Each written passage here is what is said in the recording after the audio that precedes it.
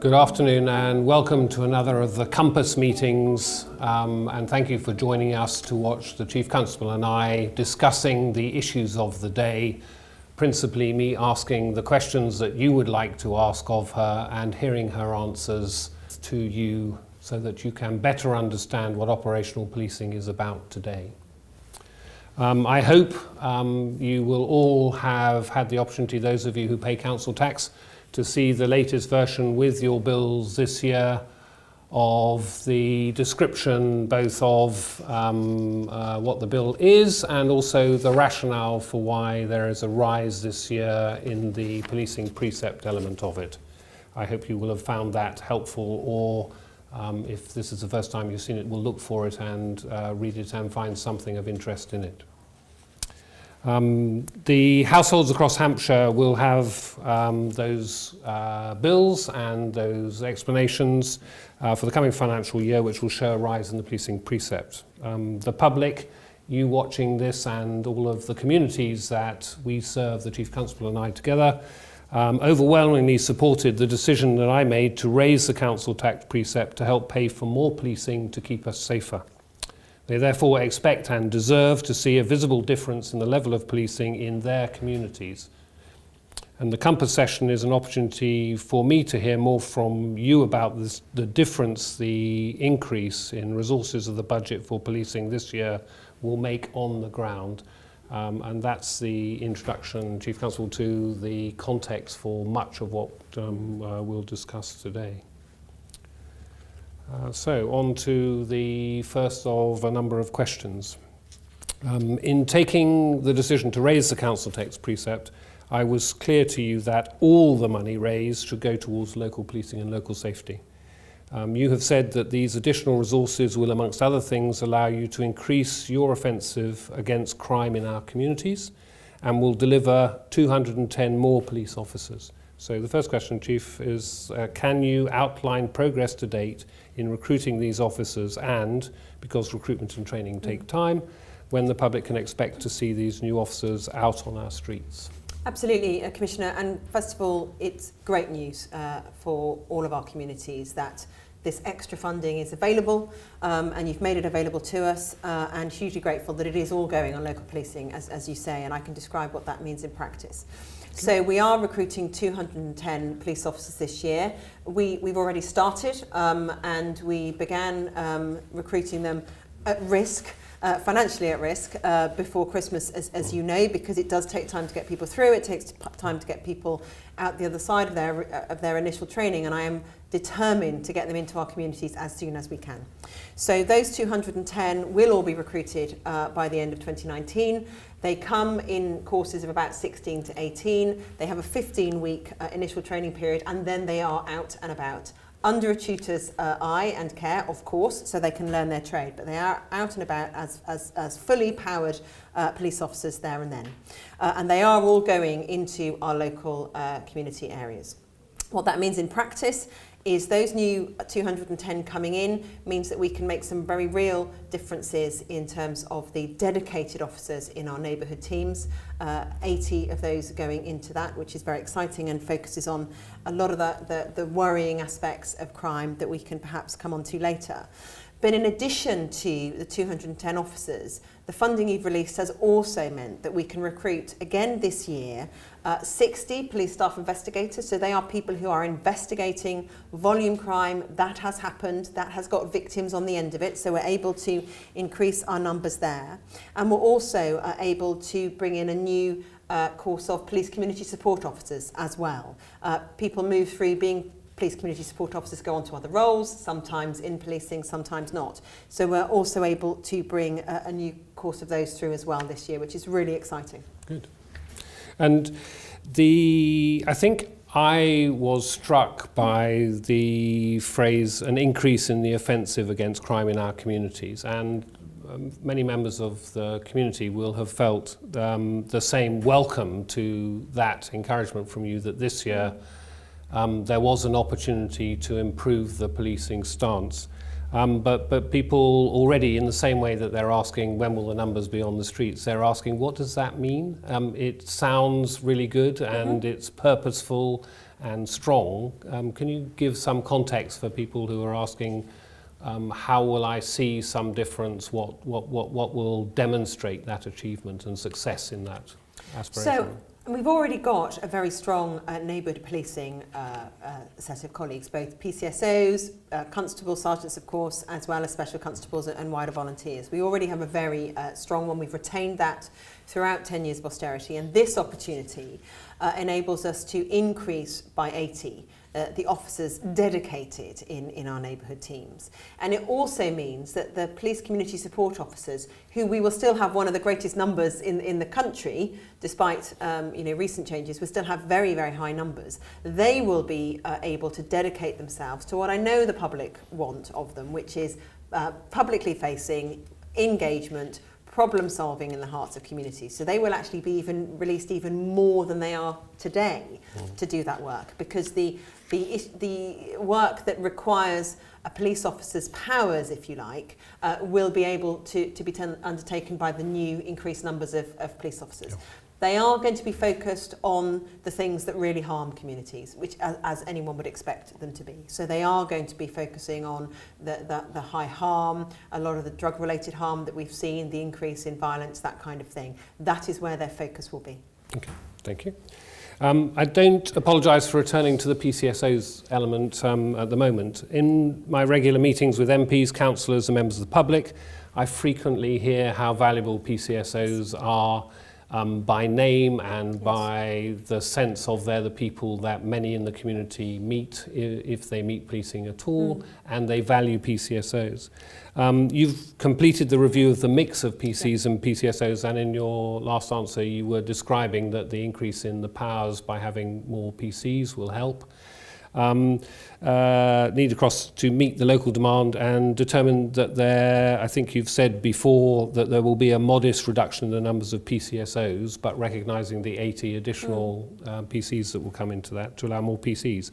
One of the reasons PCSOs are so valuable to the public is that, unlike police constables, they cannot be deployed elsewhere and so remain rooted in the local area.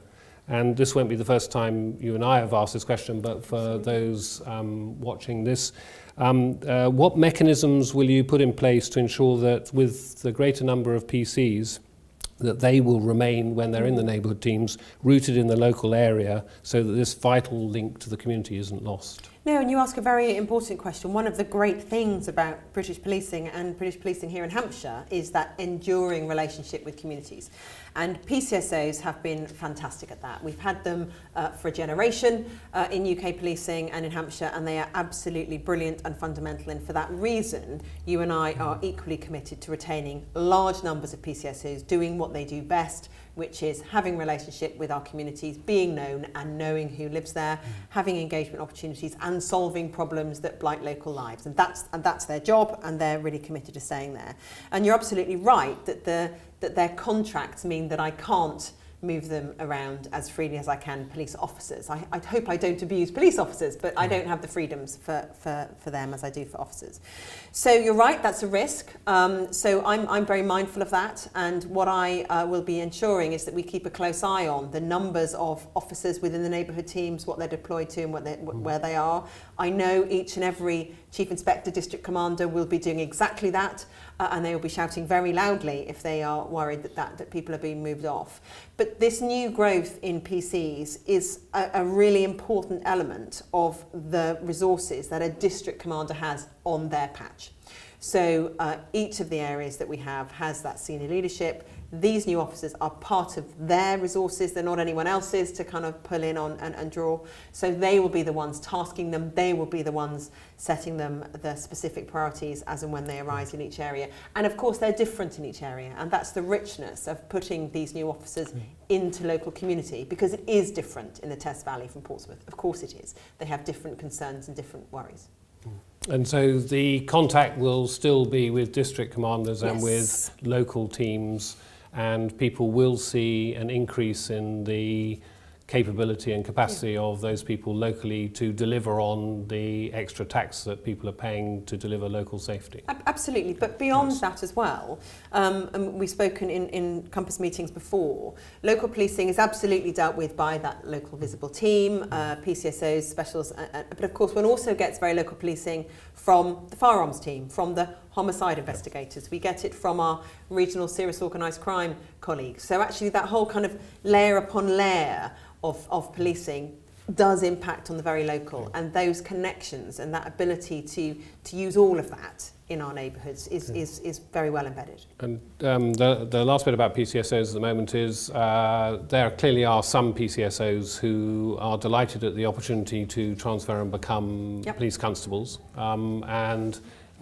some of the communities are concerned about losing them to a training empire for a while, and so the first thing they'll experience is a reduction in the policing presence in the local area. Can you reassure them that that's not the plan and that will be managed? We'll manage it. I mean, of course, when anyone wants to, any of us wants to advance our career and spread our wings, that's great. And as an employer of those PCSOs, I'm delighted that they're taking on new opportunities and expanding their roles. You're right, in the immediate term, that means they're in a training environment for a few weeks. And of course, that doesn't necessarily happen neatly across the whole of the constabulary area. So I'm very clear on where those gaps are going to be when people are recruited. We're managing that time frame to minimise that disruption, and we will prioritise putting the new police officers into those neighbourhoods where there's the greatest gap of PCSOs who are moving across into a different role. It's not an exact science, but it is one that we are keeping a very close eye on. And I think I heard you say at the beginning of this that you and I both took deliberate risks to start early so that we could, that will help diminish that as well, Enormously. I hope. Yes, enormously. good. Okay.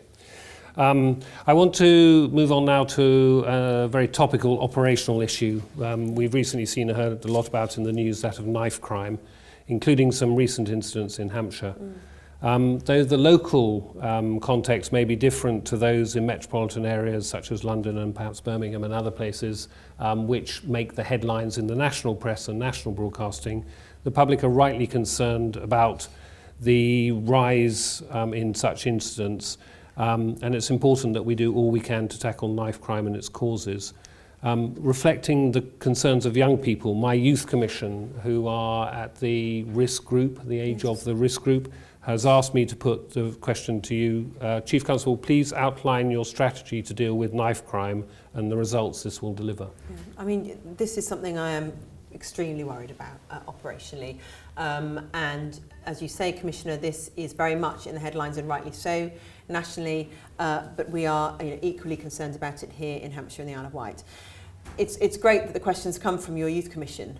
The vast majority, though, of young people do not carry knives, and that is something that can sometimes be lost in the media reporting. The vast majority do not, but too many do. So if I can just spell out a little bit of our local context. So this year on last year and last year on the year before, we have seen nearly a 10% increase in knife crime incidents coming to our notice, and we don't get to hear about it all. So there are people who'll present at A&E and they may or may not come to the police. So we are very keen to get as full a picture as we possibly can. But the cases that have come to us that we're aware of have increased nearly 10% year on year, which is about the same as around the country. We're a little bit at the top end in terms of that increase. Our greatest risk group, as you say, is that 18 to 24-year-old. They are most likely to be both carrying knives and also, sadly, be victims of knife crime, followed by younger children, 10 to 17-year-olds as the next group. And the people who habitually carry knives are young men aged between 17 and 24. So we're really focusing in on the areas that we're worried about. We have seen an increase in the use of knives, largely around robbery, but also around assault and possession. And significantly, as always, sadly, we still have knife use within a domestic abuse setting. We know how much of our violence happens in a domestic abuse setting, and so does a lot of our knife crime. Over the last year, tragically, we've had 3 homicides in our area where the victim's been stabbed, which is, of course, 3 too many. And we've had 9 attempt homicides as well. Only last week, we saw 2 brothers convicted for the Totton murder last summer. And in January, a teenager was convicted for horrific assault on a vulnerable man as well. So we have had 3 stabbing homicides just in the last year. Really awful crimes, real tragedy for all concerned. And we do have heat spots. So Portsmouth, Southampton, Basingstoke, yes, they have our highest volume of knife incidents, but we've also seen increases in places perhaps one might not expect it as a layperson. So we have seen increases in Fareham, in Hart and Rushmore, and in Havant. In fact, only yesterday we had a young man thankfully safely arrested, safely for all concerned, including him, who was wielding a large knife just in Southsea. So it is a real thing. It is a genuine increase in both those who are carrying knives and people's propensity to use them, and I am really, really concerned about it. Last summer, Commissioner, you and I were talking about this, and when we were starting to think last summer about the budget build for what would be this coming financial year, we talked about it, and we talked about if there were an opportunity to increase funding, that we would together direct it into knife crime, into high harm, and that's exactly what we have done, and those new officers going into that area are exactly for this. Knife crime, county lines, high harm, they're all connected. All these issues are closely connected, and we need to put greater resource into it from a policing perspective.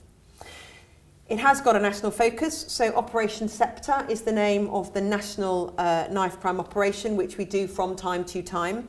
We've only just had our week of action, but it's all about reducing the impact of knife crime, preventing people from carrying, disrupting and prosecuting those who do continue to habitually carry, and help people keep themselves safe and make really wise choices about it. So we've just had that. A big part of that approach is stop and search. Again, very topical in the national media. We have spoken about this before, but it is worth stressing that Hampshire Constabulary has never reduced its use of stop and search. We have always retained our level of using it. We do about 8,000 stop and searches a year. We have the benefit of body-worn video, so whenever someone is stop and searched, it's recorded, which keeps everybody safe, and we're able then to show the excellent use we make of it. And of those stops and searches, about 40% we find something. That is a very high, a high rate, and it makes me feel very confident around it. So this recent week of action, we've been out test purchasing in shops where you can buy knives. We've done loads of high visibility patrols. We've done weapon sweeps. We've had volunteers out looking for weapons in their own locality, which has been great. We've had surrender bins, lots and lots of licensed premises, so alcohol licensed premises, and they have their own knife wand. So when someone wants to come in, they just get a wand over them to make sure they're not carrying a blade. Great engagement with our schools, our universities, and in fact on the Isle of Wight there was a Pride of Britain award winner who came and spoke. He was an ex-gang member and came and spoke to young people on the island about the choices he'd made and how he would have preferred to have made different ones. We've also targeted every single habitual knife carrier we know of. We've visited them, we've said, please stop, we know what we're doing, effectively kind of making them think twice. We've arrested a few of them, but actually the bigger point was just, think again, we know who you are, we know what you're doing. So we've done lots and lots of things there, and clearly this is a much bigger issue though than policing can do on its own, which again has been picked up nationally. And what's critical, and I know you're hugely active in this space, is around the commissioning of wider services that can divert people, that can support them, that can give them help them make other choices other than get involved in carrying knives and using knives. But there's still more to do. The Home Secretary recently announced £100 million of specific funding for knife crime, which is really welcome. We will, I'm sure, soon get the detail of what that can mean for us, and we will be on the front foot of that. Ofsted recently highlighted the importance of early intervention in schools and colleges so that they can play their part, which I know they want to help kind of stop and stop behaviour as it begins. the Scotland example is often cited, the public health approach is often cited. What that means is approaching violent crime and knife crime as something that can grow and can be kind of be caught from one person to another in terms of behaviours. Behaviour breeds behaviour. So it's about stopping that happening. And we've got great engagement, I'm very pleased to say, from our Directors of Public Health across all our areas, from our Directors of Children's Services, the Adult Services as well. So together we can look to tackle this over and above what the police can do on our own. Ambulance are crucial to that, hospitals are crucial to that. So there is lots and lots more that we need to do, and I'm really ambitious about it. And then, of course, finally, it's what communities can do to help themselves, and just look out for young people, have these conversations. There's some fantastic material out there put out by all sorts of charities and NGOs who can really help advise. It's a conversation we need to have. We need our young people to keep themselves safe. We've got to stop people feeling that they have to carry a knife because everyone else is, because you get in this cycle then of actually finding it used against you, and it's tragic each and every time. I think I've heard you describe the operational experience, that is the long-term need for setting the right values and behaviours for people so that they don't carry knives. And I've heard you describe the OPSEPTA and other initiatives that are directly about policing. Often the question that I ask you is, what can policing and only policing do, and are you resourced sufficiently to do that first as a priority? Because it seems clear to me from the breadth of your answer and from many of policing colleagues who, in the course of their duties, they learn about and have views about that are really well informed about the broader community issues. Are you clear that the conversations that we have and the resources that you have do what's necessary for policing and only policing first, given that more resources are always attractive if possible, but is that balance of the longer term community change with partners and having those conversations and the need to intervene? So you were able to visit all the frequent knife users. You were able to run a week of intense activity across the broad spectrum of it. Are those professionally, operationally, what you would seek to do that policing and only policing can do? Yes, I'd like to do as much of it as I possibly can. I am really concerned about this particular issue, and it is linked to the county lines, drug networks which touch on all of our cities, towns and villages. It's not exclusively so, but there is a crossover between both of those. So I am very, very concerned about it. I would like to do more. We haven't touched on it now, but you and I continue to fight for fairer funding from the government grant, but that isn't for now. We realise that. But there would be very real differences that one could make operationally if one had a fair funding formula. So the aspects that the police only can do, we are prioritising our people into this, as we've said, with the uplift that you've been able to grant us for this coming year. I still want to have very, very active conversations with our schools, with our hospitals, with our directors of public health, because there's lots, sometimes quite small things that others can do. A really important example that has been in the public domain is around school exclusions. It is a conversation we need to have, and I understand how difficult it is, how really difficult it is to keep a young person in a school environment if they're causing harm and disruption to others. I really get that. But the most dangerous place they can be is or the risks are for them if they're excluded and they don't have a framework around them. I really worry about that. So this is much more than the police can do. We are doing our bit. We will continue to keep rolling our sleeves up and doing our bit. It's one of the most important things we can do. But absolutely, I would like us to be doing more. So there is more that could be done. Absolutely. If we can find the resource and give the evidence of what we could achieve more to keep us safer with more funding or more people or more partnering and whatever. And so the Home Secretary's 100 million, which you and I are both keeping a very close eye on, we are with partners ready to request some of that and see, and bring that to the benefit of our communities. Ready to say what actually we can do and know we can deliver, and you operationally can deliver. Good. Okay. I'm sure people will be pleased to hear that. We've been talking about knife crime, and you several times have mentioned domestic abuse, and that doesn't surprise me, because that is one of the high priorities and concerns that I think you have operationally, and one that I share, the risks and the vulnerabilities that come. Domestic abuse has a devastating impact on those affected by it, and it's worrying to see that those awful behaviours and risks and vulnerabilities are being realised again in a growing number in our area. A report by HMIC showed that Hampshire at one point was ranked 43 out of 43 forces for arrests for domestic abuse.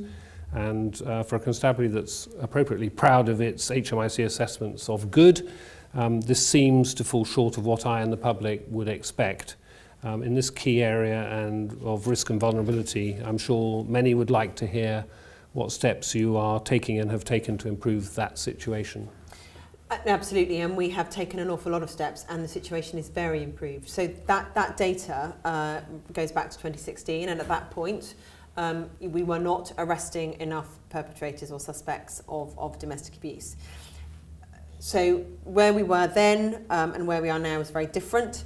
So to give you again some context, we attend overall all types of incidents, about 600 a day, things that we go to, of which 100 are domestic abuse. So it is a huge amount of our work. Last summer, particularly with the hot weather, with the football, we had even greater numbers than we would expect to. But at year end, we'd have about 22,000 incidents that we'd have gone to for domestic abuse. It is volume crime, sadly, in our communities. So our arrest rate now is about 43%. That's way over the national average of 38. And you're right, back in 2016, it was too low. There's a lot of academic research out there as to what is the right number, and it is about zero, wouldn't it be? Of arrests. Of arrests. No, zero of incidents. Zero of incidents, yeah. No, of arrests, and it's about mid-40s, mid to late 40s, because actually the criminal justice system is not always the best route, and we're doing lots of other things. So our arrest rate is 43%. That feels for me professionally about right. It was too low, it's now better. But more than that, and as you say, HMIC and also a joint inspection in Hampshire domestic abuse put us up, doing really, really well, very high standard of work with us and partners across domestic abuse. And there's all sorts of innovative things that we're doing here, funded and supported by you. So Project Cara is one that we're famous for here in the Constabulary, and that was about working with perpetrators of abuse and getting them to change their behaviour, because we know often it can be a cycle. We've of our response and patrol officers, so the officers who go to immediate emergencies, and that's often when domestic abuse comes to our notice. Over 95% of them have now been specifically trained on domestic abuse awareness, and there's real subtlety. So they're trained on coercion and control. They're trained on how they can be often groomed at the scene by a perpetrator and kind of reassured that everything's fine here and just go away. So they're much, much more alert now. And as I say, nearly all of them have been trained in that, which is great, and that funding to do that came through your commissioning. We've also got over 400 colleagues, and I myself am one of them, of domestic abuse champions. And our job as champions, over 400 of us, is to just keep checking out and listening for and helping signpost to great practice amongst all our colleagues. And of course within our own workforce too, because we are not immune to life bumping into us. And of course I've got colleagues who are suffering domestic abuse as well. But there's also civil remedies. So I've said that arrest isn't always the right answer and criminal justice isn't always the right answer. So there's now civil remedies, which we've really upped our approach to here in Hampshire. And there's domestic violence protection notices and orders, which effectively create a breathing space for someone who's living with domestic abuse to be kept safe for either a shorter or a longer term, depending on the order, where they can make different choices if that means making different living arrangements or different responsibilities with their children or whatever it is. It gives them a bit of space to do that. And the final thing is we've also been really, really proactive around Clare's Law, which is where someone who thinks they might be in a partnership with someone and they're starting to worry about their partner and perhaps their background, they can ask and we can tell them. And equally, very importantly, someone can worry about a third party. So we will sometimes find, and we get, I think it's about 3 a week of these inquiries, and they all come in through the website. No one's got to go into a police station. where someone perhaps has split up with a partner who was abusing them. They hear that partner has a new partner now and they're worried for them. So there's a route by which someone can also raise that flag, and that means that we then go to the new partner, tell them what we think they might, their new partner might be doing, and then of course they can make their own choices. But Claire's law has been fantastic around kind of opening up the opportunity to know, the right to ask and the right to know.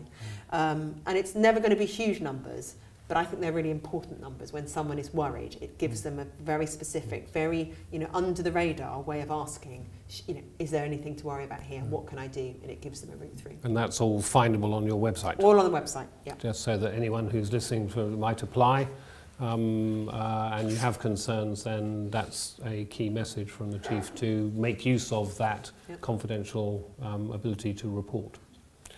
We've spoken about knife crime and the interaction with domestic abuse, and both of those are high crime areas and high threats and risks in your description of them, and therefore priorities.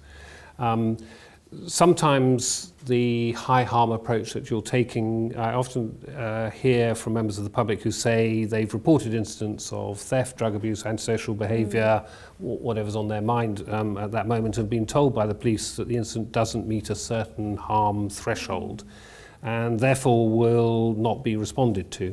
And one lady said she no longer felt that the police service was a service for people like her, a worrying thought. Whilst I'm confident that your focus on high harm is your professional recommendation, and you've been describing your view on why that's appropriate in the answers you've been given, I'm concerned that it may lead to a sense that the police are withdrawing from our communities if it means that lower crime isn't responded to. Okay. So in that context of the introduction you gave to why you prioritise some things, what can you do to reassure people that the police do take all issues seriously, recognising the very real impact some of the less high crime, high threat risks have to communities, and the link they sometimes have to the progression to more serious offences, so in the prevention area or the mitigation and reduction? How do you manage that tension? And I'm really saddened to hear that people feel that we're not the police for them, because that nothing could be further from the truth, and that does dismay me. And there's numbers of kind of aspects of my answer to it, Commissioner, because it is something that troubles me. So the first thing is to say an awful lot of crime now happens outside of the public eye.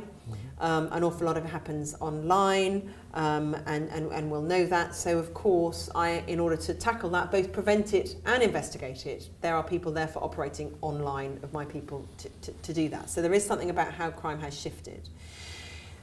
We have this phrase which is, it's called a THOR, threat, harm, opportunity and risk. It's a bit of a policey phrase, but we've been talking about the threat, the harm and the risk in our previous conversation. The O is for opportunity, and what we can do where there's an opportunity to solve something. And you're absolutely right, there are occasions where even though there's really strong evidence to solve something, we may not follow that up. And regrettably, that is purely linked to the affordability. We have, as we've said, significant underfunding against the average force, and that has this kind of choice necessary to make. It's not a choice I take lightly, but it is a professional duty to make that choice and to do it eyes wide open. So we know, enjoy a very high reputation and a very high level of confidence and trust as this constabulary, and we treasure that and we work very hard to maintain it, which we do. But it does mean there are some tough decisions to be made sometimes.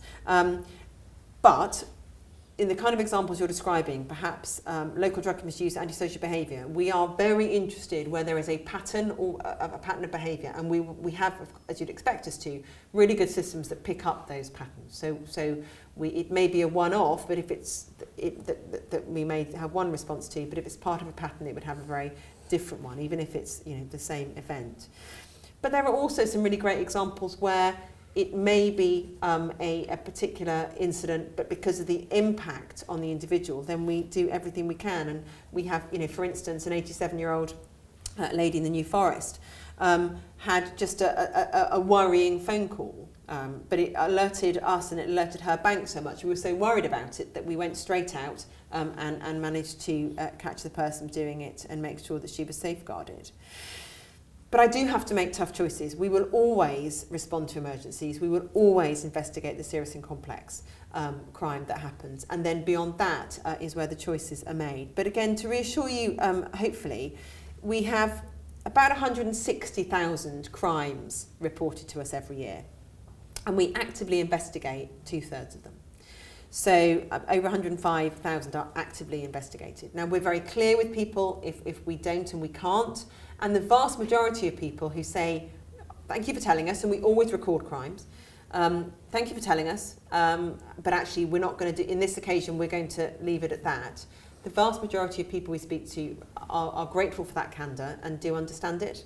And our satisfaction levels would support that. So yes, of course, if I had, if you were able to give me another £40 million, this would be a very different Thor bar. It would. That it is a question of affordability. I'm always clear that we need to make the very best use of every person we've got, every public pound we've got. But it doesn't do everything that I would like it to do. But we are trying to think differently. So we've got we're piloting a scheduling approach in Basingstoke, Southampton on the island, where something's not an immediate call to go to. We are going to make an appointment with someone so that they haven't got to wait in all day for us to come, but equally we can send someone to them at the best time to suit them and of course to suit us. We've also got a single online home which is being rolled out across the UK, and we started it here first in Hampshire. So things already like firearms licensing renewals, things like non-injury road traffic collisions that someone always used to ring up about, which takes time, which keeps people busy, means that they can deal with that on the phone online rather, and not have to deal with it another way. So we are trying to come at it from a different angle. Yep. But yes, it is regrettable that we cannot, and I can't promise that we investigate everything. Okay. I think that's helpful to know the reality as it looks from your point of view and how you manage those tensions. I think I heard you saying about the importance of being able to create patterns. Yes. And I think the natural response from that is to encourage people to report. Always. And that they'll hear the answer, however unwelcome, that some things will inform that creation of a pattern and help others to respond appropriately if the pattern says it should be there. And a really good example of that is around our rural crime. So we always want people to tell us, and the patterns that we're able to put together around our rural crime have been fantastic in terms of helping us get to the perpetrator. Maybe not there and then, but absolutely soon afterwards. Right. So it's important to keep reporting. Absolutely, please. Yes. If that's right. The other one that often comes up is that sense that if some crimes or some behaviours are unlikely to blister up into through the Thor process, does that give licence to people to misbehave or to commit minor crime? And is that I've asked you this question a number of times because it comes up in that sense that if policing is pressurised, they won't bother with us, those that are creating harm and criminal acts. You often reassure me that can't be the case because you're never going to just let people go past things. Is there a way of managing that so that we always have some percentage of the resource to intervene to prevent all that at the point that there's spare capacity in any particular day to do that? Well, there rarely is spare capacity, but we have got dedicated people, particularly in the neighbourhoods, and that is why, for me, and I know, you're very clear on this also. That is why we must, at all costs, retain a neighbourhood policing, a really good neighbourhood policing offer, because that's what does that well. And so the answer to the giving licence to people because they're lower threat and lower risk, the increase in the funding this year that will enable an increase in resource to the local safety arrangement, that will begin to mitigate. Yes. That's part of the ability to be proactive with slightly more capacity. Absolutely, but it was Robert Peel, I think, who said. Well, it was Robert Peel who said policing's too important to be left to the police alone. We need communities to keep themselves safe. For sure. Brilliant things like Neighbourhood Watch, brilliant things like all the other watches and community safety partnerships. There is so much more, and we have so many brilliant people in our communities who step forward and help. Engage with their own young people, look out for their older people. There's so many fantastic examples of that. And Chief of all my constables, this is a question that you probably can predict. The issue of building patterns and reporting. One of the pressures that I think we might have some better news soon about is always the reporting that 101 takes too long to report things, and people hang up before they get there. In the first part of an answer, I think, just if you would reinforce, if you think it's appropriate, and say what you're able to do to make sure that 101 is answered promptly and how we're performing at the moment, and by all means read ahead a bit to changes that we hope to introduce, if you wish. No, 101 is always a concern and always something that we look to monitor, and we monitor it really, really closely. So the 101 number, when it began a few years ago, was a multi-agency number. It's actually now, for whatever reason, purely become a police number. So to give you a sense of scale, we have about 700,000 101 calls every year.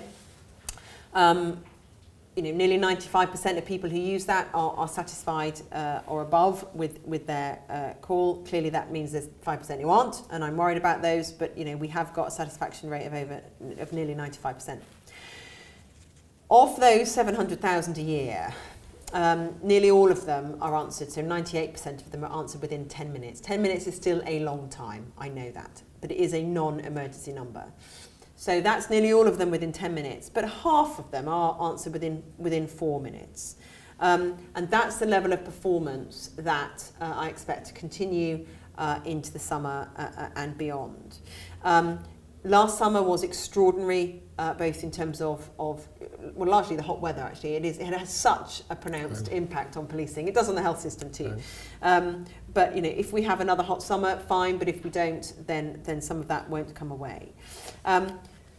The issue around the non-emergency calls and the emergency calls are important. So we get about 300,000 emergency calls a year, 999 calls. Of those, 80%, so 4/5 of our 999 calls aren't really emergencies. That is a staggering number. And of course, we prioritise answering 999 calls at the expense of answering 101 calls. It's the same people. It's the same people sat in our call centres who do this. So if the 999s are coming in, they will always answer them first, which means the queue for the 101 gets longer. So there's a huge amount of work, of course, that we're trying to do. It is a real war of attrition to encourage people not to misuse the 999 system. But I'll come on to that. But that does have that direct impact. We also find, and again, this is a national issue, but we see it here in Hampshire, that our busiest time for calls that are nothing to do with the police is just after 4 o'clock Monday to Friday.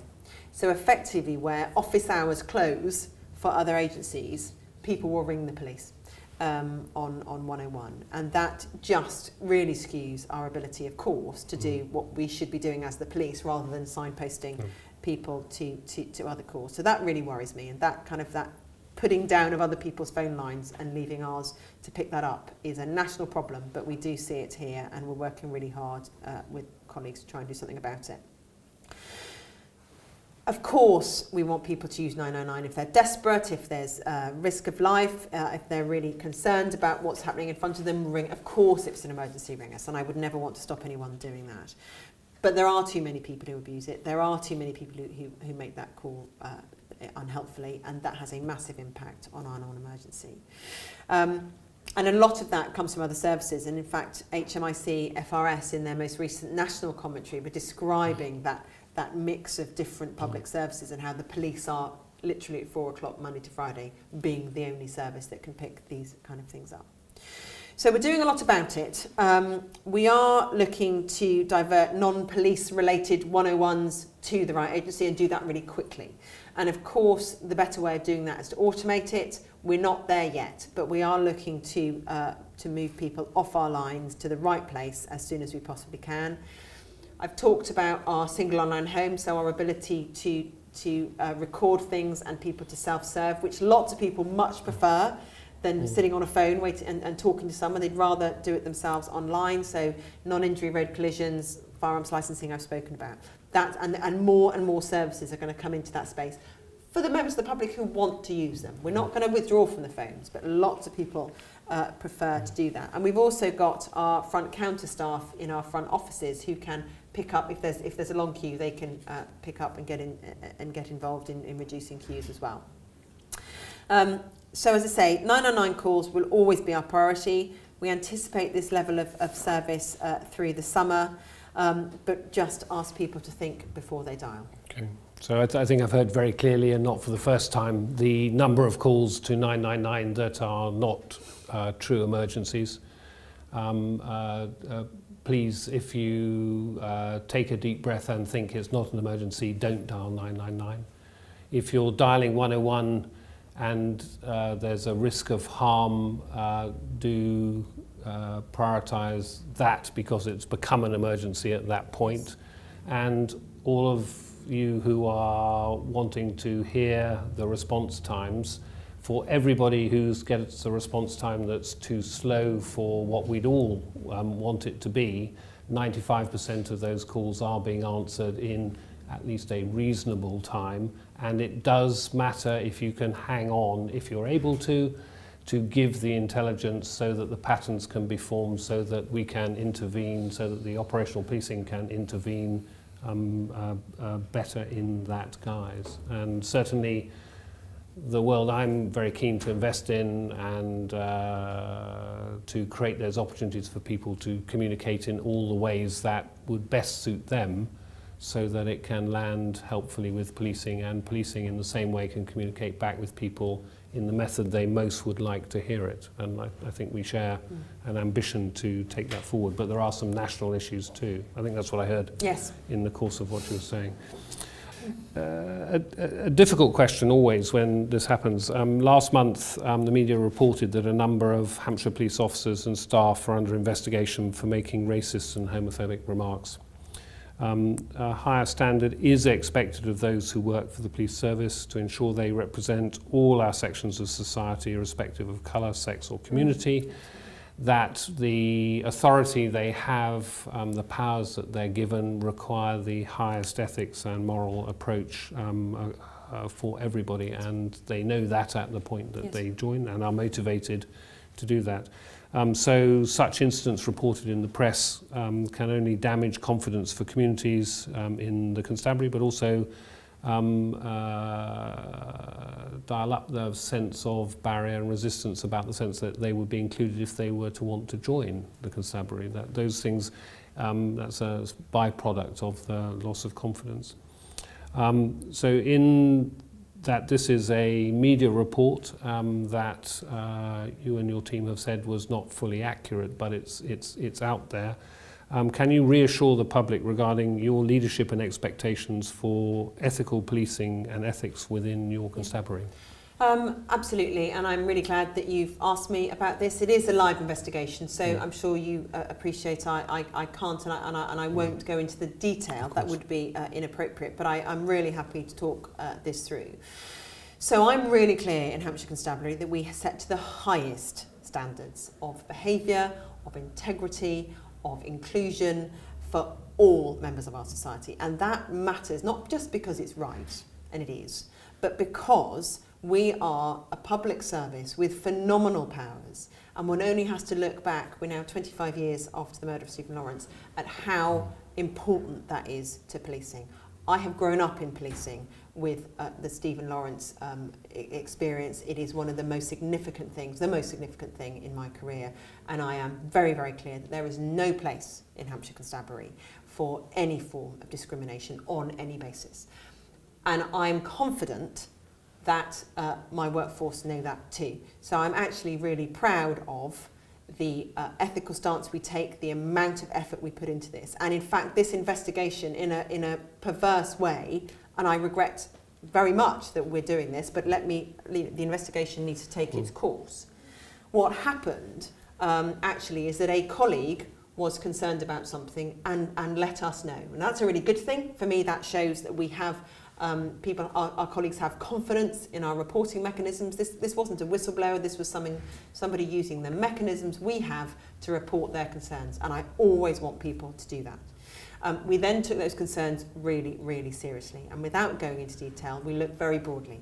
We could have looked very narrowly, we looked very broadly, because I want to be sure about the ethics and behaviours of my colleagues. And I'm not prejudging at all where this investigation will go.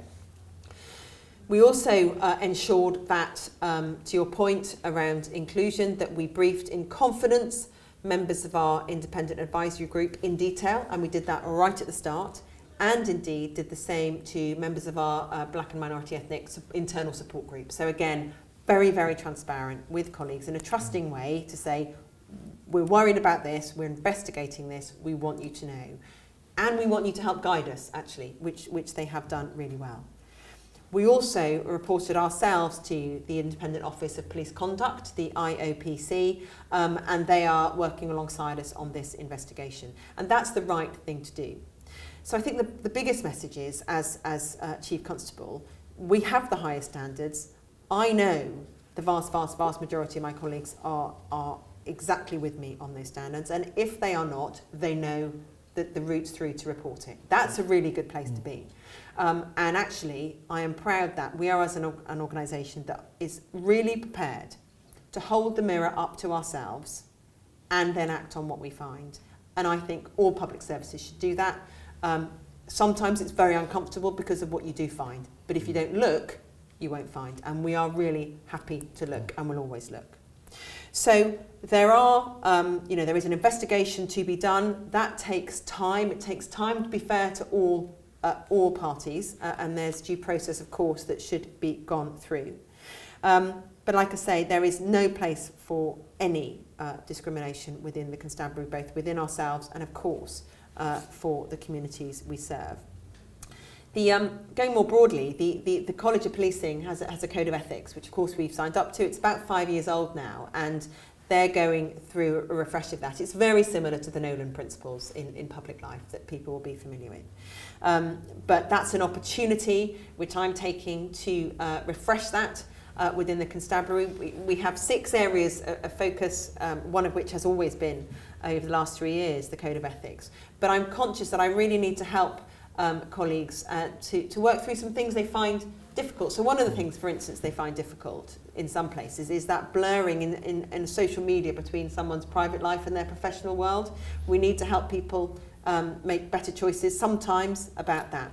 So there are lots of things, lots of examples that we're taking this opportunity of the refresh of the Code of Ethics in 2019 to do within the constabulary. And of course, if one has a very ethical working environment that people are very confident about raising things, very confident about having sometimes difficult conversations, it means it is a safer place for everybody to work. And I want every single colleague to feel confident in their workplace, to know that they can bring all of themselves to work. And we do huge amounts of work with our community groups, with our colleges and our schools and our universities to encourage people of all backgrounds to come and join us in policing, because it is a brilliant career. Okay. I think that's a very clear leadership stance expressed by the Chief Constable. Okay. So that's very helpful. Occasionally people say that the investigations take too long. Are you confident that that's on your mind to protect against that? They take too long for all people concerned. Something like this, when we have to work it through, everybody wants to know the answer immediately. But actually there's without giving details, there's real subtleties. There are, people who are under investigation have certain protections. Of course they should, and they need to get their own advice and do that carefully. So sadly, these things do take time. I am very confident, because I check regularly, that this is progressing at the best pace it can to do it itself. I mean, my question wasn't just about this, but more generally. People hear what's most recently been in the news, some of the other historic investigations nationally and even locally that take a long time to come to a resolution that is comfortable for the communities and those that are involved in it. It does sometimes seem like a long time, but the balancing bit is it needs to be appropriate and thorough and accurate and all those sort of things, and not dissimilar to the criminal justice system in the whole. The process through that, sometimes there's a long time waiting to see if justice is going to be done. I mean, the criminal justice system has enormously speeded itself up, actually, as a whole system, if you look from beginning to end in recent years, hugely. But yes, of course, if you are a victim or a young person sitting on the end of that, you know, a month is a very, very long time. 6 months is a very long time if you're 14. So, of course, one would like it to be speedier, but it also has to be balanced between being fair and proportionate. So I think my question is to keep that in sometimes we can settle to what's the normal. You were talking about what is it's important that you have a view about what is the right outcome delivery for some types of crime. How many would you expect? How do you measure against what the reality of the percentage that you're likely to be able to take fully through to a fixed conclusion? In the same way, sometimes we can settle that those are in our minds as in any way that's normal. I mean, I leapt in earlier saying 0 is the number of crimes that we want. Prevention is what we're about. But in the course of our business, you can appropriately and professionally you can tell us there are about this number of calls every year, there are this number of crimes of this type every year, and it's going down or it's going up, and people measure that. But the sense of the focus and the ability to mitigate those with right resources, right skills, the shifting crime to the digital environment. So it's to be not settled in those views, I think. No, and not be settled, and you're right. So crime both changes, but also crime that was always there comes into the light. So, you know, domestic abuse is a great example of that. Serious sexual offending, we've spoken about here before. We have as many of those reported to us as we have house burglaries in Hampshire. And I'm really pleased that people report them to us, because I think they were always there, but people suffered in silence. And it is brilliant that people feel confident, not just in the police, but in all the wider support that's out there for them. So yes, crime itself shifts, but also what people are willing to talk about and to bring forward changes too, which is a good thing. Great. This wouldn't be a topical meeting for me to ask you topical questions if we didn't bump into Brexit as a national issue that reaches into all areas of government and public service. We regularly discuss Brexit planning and contingency plans that you create with partners and the policing ones that are necessary. I asked and you responded very fully with some detail of the broad range of things that are plans that are in existence anyway on a contingency basis and specifically to Brexit. But I wonder if you would outline, given the situation is changing daily, could you set out today the main policing risks that you're currently planning for and what mitigations have been developed to deal with those risks? No, it's a very topical question, as you say, Commissioner. So I think the best thing is to answer that on three headings. There's us as the police, there's us as an employer and as a public service deliverer, and us as a member of the multi-agency local resilience forum. So if I start with us as the police, so we have a chief superintendent, Lucy Hudson, who is spending a huge amount of her time, and has been for many, many weeks now, leading on all EU exit preparations for the constabulary. She's our gold commander. We have a really good grip on and we're looking for intelligence and incidents where there's heightened tension in our communities, and we have seen an uplift in EU exit related hate incidents, hate crimes. We're also keeping a very close eye on our elected politicians, actually, in terms of the behaviours that some of them are receiving, and again that's been in the national domain. So we are, in terms of the intelligence specifically around behaviours and crimes associated with that, we're very close to it. We're also looking through a lot of the things, and again these are being dealt with nationally, but the mechanisms whereby policing gets its information from our EU partners. We are mitigating for some of those not being available to us at short notice, and building some workarounds. That's being led nationally, and we are a very, very active partner in that. Similarly, we're working with the Crown Prosecution Service and the courts system to understand what might be potential changes in the workflow through those and how we might prepare for that. So we're thinking in the criminal justice sense, we're thinking and have got great plans around intelligence as well as our own operational activity. Also, under the policing umbrella, we are alive to lawful protest, of course. That's a really healthy part of our democracy, and our job is to facilitate that, as well as when that protest might move on occasion into disorder, and again, we'll be ready for that. So we haven't seen that yet, but of course, the public would expect us to be prepared and ready for that, and we are. From us as an employer, we've checked all of our own supply chains and so on, and we're not concerned about those. So we can keep all of our wheels turning is probably the best way of describing that. And we've checked all of that and we're content with that. The third one is us as a partner within the Local Resilience Forum. And the Local Resilience Forum is a statutory partnership comprising all the local authorities, all the blue light services, the military, Environment Agency, Maritime and Coast Guard, lots and lots of other agencies. And we plan for all sorts of things that we hope aren't going to come to fruition. So we plan for pandemic flu, we plan for train crashes, we plan for floods. And so and we plan for snow. So even a few weeks ago, the whole of that Local Resilience Forum partnership mobilises. We have great plans, we practice them, and people will have seen the effect of that. So our duty as a partnership is to, if you like, plan for the worst and hope for the best.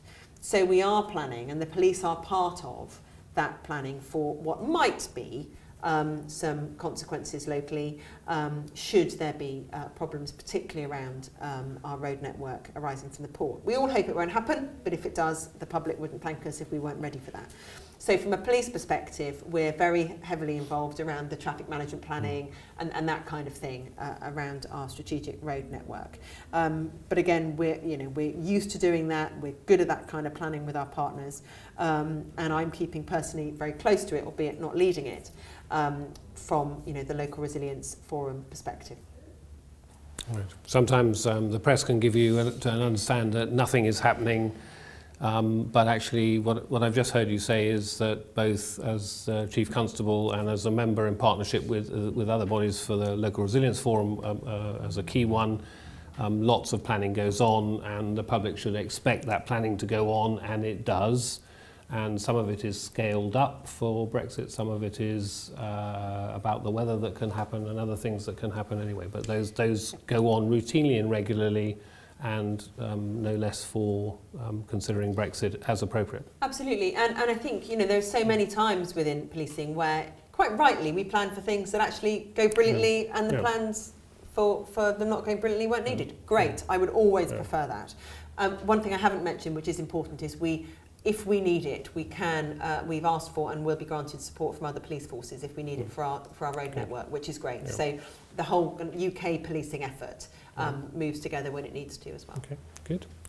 And the last question for this occasion. There'll be more questions to follow on other occasions, as you know. You recently made a submission to me for funding to increase trauma support, psychological health, and personal resilience for the Constabulary, which I was delighted to approve, and welcomed the opportunity to make that contribution to wellbeing for the force. It's vital that as the police protect us, I'm on record as saying, we protect them from the impacts of their physical and mental health of operating in a high-risk environment.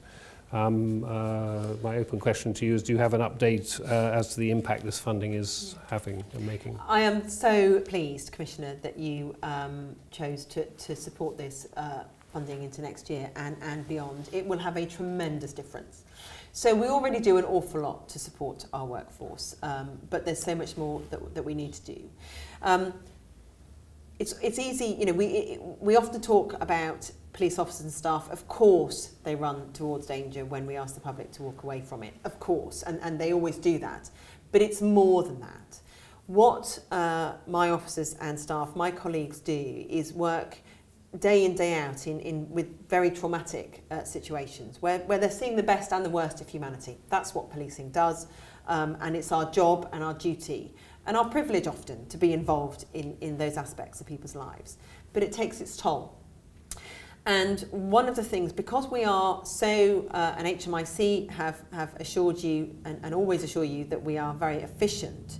So we have our people on the shift patterns they need to be on to meet the public's need. We have them responding to emergencies when they need to. We have them investigating where they should, in the best way we possibly can, according to our funding. But what that means is there's very, very, very little flex in the system. So in years gone by, there used to be a down day, or you could find a post to put someone in for a bit of a recuperative period. But to use language from other professions, my colleagues are in the theatre all the time. So there is no down day, there is no quiet day, because we triage those jobs out. So our roads policing colleagues are going to, sadly, fatal accidents on our roads far too often, but it's the same people going. I've got investigators who are investigating these serious sexual offences all the time. We've got response officers going to high threat, high harm, high uncertainty jobs right from the start. Even a few hours later, one has a lot more information, but for the start, they can deal with, they're often with very little information. And that takes its toll. So people are operating in this kind of high trauma environment all the time with very little drop off. And that's the aspect that I really worry about. So the funding that you've released, which is fantastic, will really help to address that, because I worry about the cumulative drip, drip, drip effect of the impact that it has. So it's going to buy some really specific things. It's going to pay for increased mental health peer supporters, increased diffusing and debriefing of colleagues who've either dealt with the big horrible single event or have had enough of dealing with one after another awareness events. Lots of stuff that we need to do there. It's going to pay for an increased occupational health provision. We need to get our people when they need it, whether it's a physical or a mental support, get them treated and helped fast, because we know the longer it goes on, the more damage it can do. So that's going to massively improve the support we're able to give there. Psychological screening, there are lots of roles which we've always psychologically screened for, obvious ones, child abuse investigation, firearms. We're going to expand our psychological screening, because I don't want to be picking up the pieces after it's too late. I want to help people keep themselves fit and well, and psychological screening will help us do that. And we use the phrase of personal safety training for the mind. We're very good, we have our own kit, for physical, keeping ourselves safe. I want people to build their own resilience and have their own toolkit for keeping their minds safe too. Outreach, physical health screening, and support for complex and long-term cases. Even in the last 2 weeks, we've had 2 officers really seriously injured on duty. We've had one officer stabbed in Portsmouth a couple of weeks ago, 3 weeks ago, and a couple of weeks ago, an officer dealing with a relatively low-level collision on the A3 was hit by a speeding car and has suffered horrific injuries. Those things, sadly, happen in policing too often, but I want to be able to give them the very best support I can to get them well and to get them back to work serving the public. And that's what that money is going to be able to unlock, which I am just so pleased about, and it will have a profound impact. For me, professional support, and we know what looks like professional support and impactful support is better known now of the things that help. Therefore, it's entirely right that policing should be supported in that way. So it's not amongst the things that I prioritise that will always have a place on the table. Thank you. Yeah. Chief Constable, thanks again for some very clear and straightforward answers that are topics that are under conversation by members of the public. I hope that they find this series of engagements, the Compass engagements, where the Chief Constable and I talk about the issues of the day and the strategic issues as well, helpful to inform them to understand what they should be asking of policing, what they should be asking of me as the Police and Crime Commissioner, and understanding better what keeps them safer in all the partnerships that are community-led and our individual standards, values and behaviours that create the vibrant communities we're lucky mostly to live in. So thank you very much. Thank you.